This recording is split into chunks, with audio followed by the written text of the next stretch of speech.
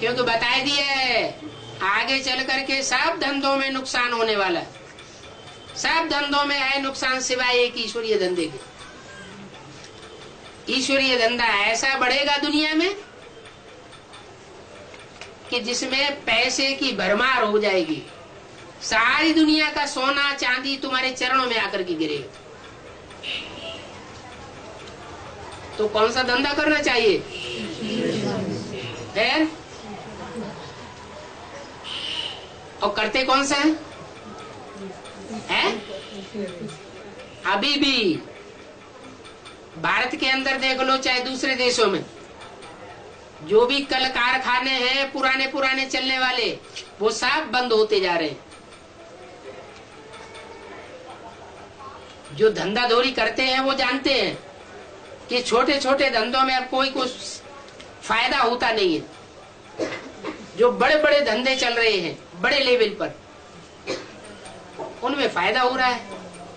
वो फायदा जो होता है वो गरीबों को गरीब बनाता जा रहा है और साहूकारों को साहूकार बनाता जा रहा है। तो आखिर ये कब तक चलेगा? ऐसी स्थिति एक दिन आ जाएगी जो मारामारी शुरू हो जाएगी। इसलिए बोला है मुरली में, जब विनाश शुरू होगा तो पहले पहले अकाल पड़ेगा। अकाल ऐसे ही नहीं कि बिल्कुल बरसात नहीं होती है तो ही अकाल पड़ता है। बहुत ज्यादा बरसात हो जाए तो भी अकाल हो जाए, क्योंकि कुछ पैदा नहीं होगा। बेमौसम बरसात हो जाती है तो भी कुछ पैदा नहीं होता। और अकाल मालूम नहीं पड़ता है, क्योंकि गवर्नमेंट समझती है अगर हम अकाल अभी घोषित कर देंगे तो गवर्नमेंट पापाचारी साबित हो जाती है। अपने भारतीय शास्त्रों में तो ये लिखा हुआ है कि जो दुराचारी राजा होता है उसके राज्य में अकाल पड़ता है। इसलिए भारत की गवर्नमेंट अकाल घोषित नहीं करती है। अगर सच्चे अर्थों में पूछा जाए तो अकाल अभी भी पड़ा हुआ है। आखिर कब तक छुपाएंगे? आगे चल करके अकाल घोषित करना पड़ेगा। पानी की बूंद भी नहीं मिलेगी लोगों को। नोटों की गड्डियां पड़ी रहेंगी, इतनी महंगाई बढ़ जाएगी और खाने के लिए अन्न नहीं मिलेगा। लेकिन बाप के बच्चे भूख नहीं मर सकते। अभी भी खिचड़ी खाते हैं और तब भी आराम से खिचड़ी खाएंगे।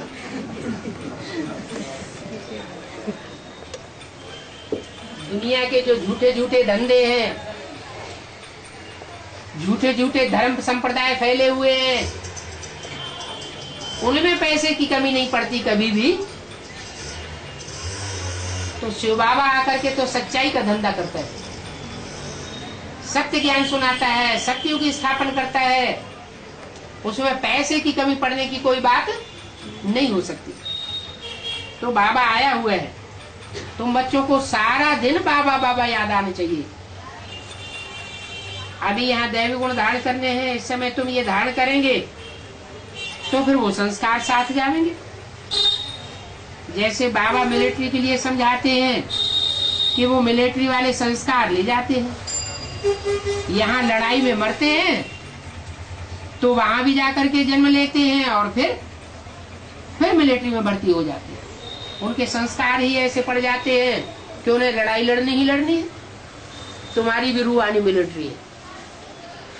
तुम कोई हिंसक युद्ध नहीं लड़ते हो, तुम्हारा रूहानी युद्ध है। रूहानी युद्ध रूह की पावर से लड़ा जाता है, देह की कर्मेंद्रियों से नहीं लड़ा जाता। देह और रूह ये दोनों अलग अलग चीजें। रूह सूक्ष्म है और देह स्थूल है। देह 5 तत्वों की चीज है और रूह मन बुद्धि और संस्कार का समुच्चय है।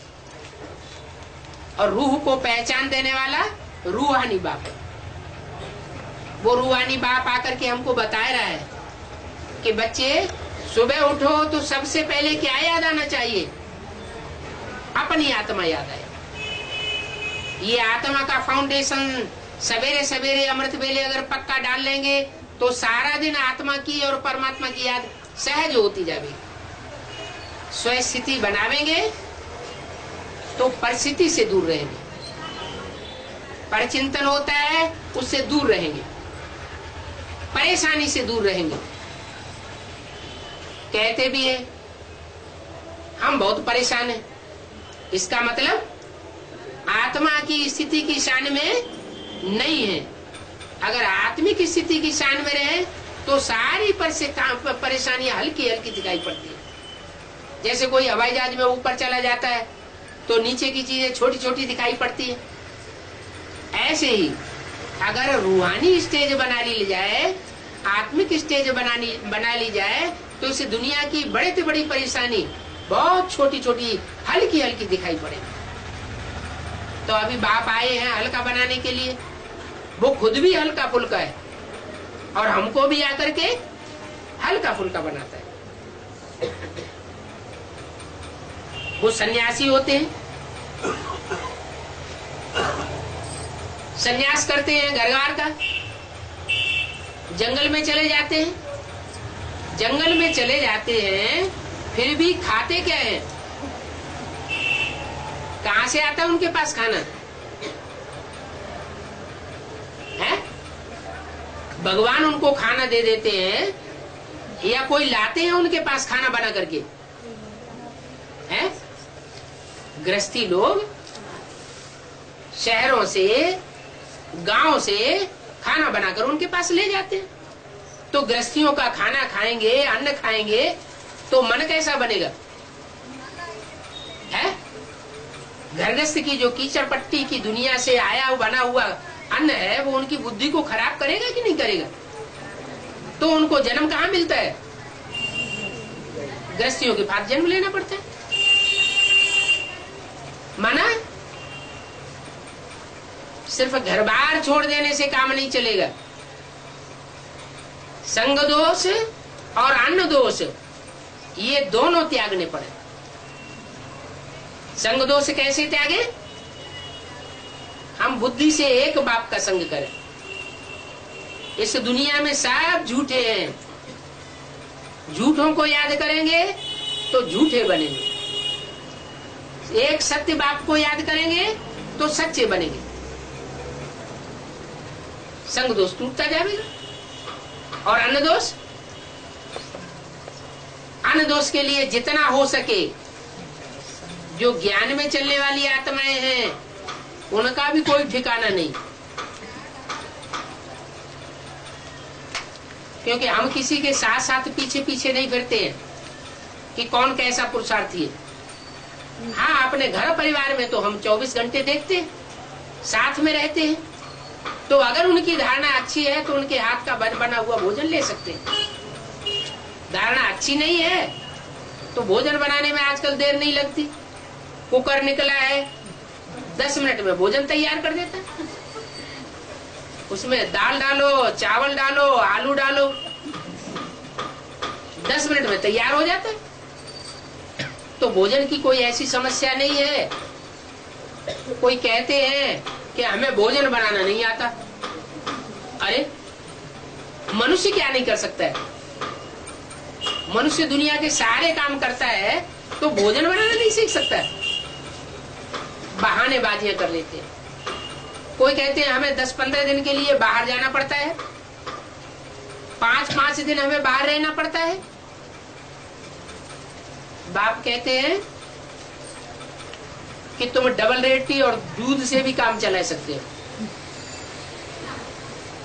फलों पर भी काम चला सकते हो। कोई आत्मा हिर जाए तो कच्ची सब्जी पर भी काम चला सकती है।